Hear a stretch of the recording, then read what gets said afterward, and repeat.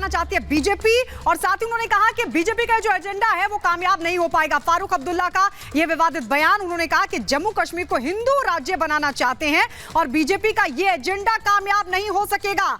तो जहां एक तरफ हिंदू राष्ट्र बनाने की बहस छिड़ी है, वहीं दूसरी तरफ जम्मू कश्मीर के पूर्व मुख्यमंत्री फारूक अब्दुल्ला ने क्या कुछ कहा, ये सुनवाते हैं आपको।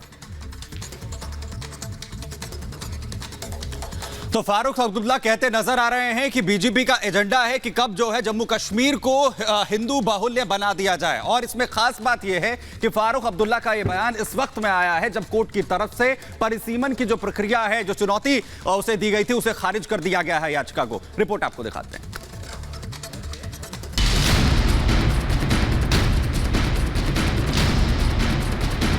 जम्मू कश्मीर में धारा 370 हटने से बौखलाई टूलकिट अब नया शिगुफा छेड़ रही है।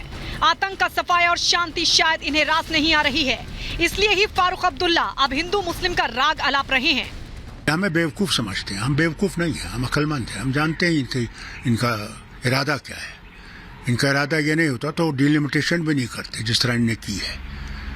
ये चाहते हैं कि एक मुस्लिम मेजॉरिटी स्टेट को मुस्लिम मेजॉरिटी स्टेट से निकाला जाए और हिंदू मेजॉरिटी स्टेट बनाए। जम्मू कश्मीर में विधानसभा सीटों के परिसीमन पर सुप्रीम फैसले से फारूक अब्दुल्ला बौखला गए हैं। आरोप लगाया है कि बीजेपी जम्मू कश्मीर को स्टेट का दर्जा देना ही नहीं चाहती। अब्दुल्ला ने कहा है कि बीजेपी मुस्लिम बहुल राज्य को हिंदू राज्य में बदलना चाहती है। ये तो पहले से ही कह रहे हैं, हमें पता है इनकी नीयत क्या है। मैं जानता हूँ इनकी नीयत क्या है। मैं समझता हूँ इनको स्टेटहुड देना नहीं होगा। ये ट्रंकेटेड स्टेटहुड देंगे इलेक्शन के बाद। इनकी मंशा यही होगा, इसमें कोई शक नहीं है हमें, मगर ये कामयाब नहीं होंगे उसमें। महबूबा मुफ्ती भी परिसीमन पर सुप्रीम कोर्ट के फैसले को लेकर नाराजगी जता चुकी हैं।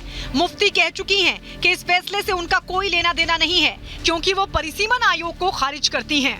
महबूबा मुफ्ती और फारूक अब्दुल्ला की बौखलाहट को समझने के लिए पहले आपको जम्मू कश्मीर का चुनावी गणित समझना होगा।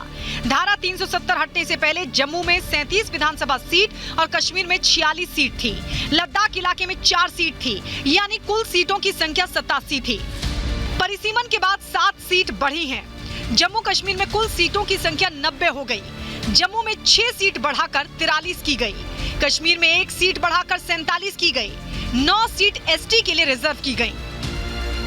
जम्मू कश्मीर की बदलती तस्वीर से फारूक क्यों बौखलाए हुए हैं, महबूबा मुफ्ती क्यों परेशान हैं, वो समझ लीजिए। दरअसल अभी तक जम्मू के मुकाबले कश्मीर में विधानसभा सीटों की संख्या ज्यादा थी।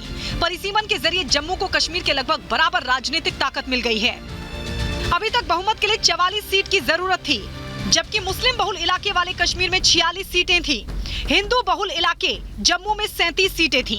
परिसीमन के बाद बहुमत के लिए 46 सीट की जरूरत होगी। हिंदू बहुल इलाके जम्मू के पास 43 सीट हैं। यानी सरकार बनाने में जम्मू का दखल भी कश्मीर के लगभग बराबर हो गया है।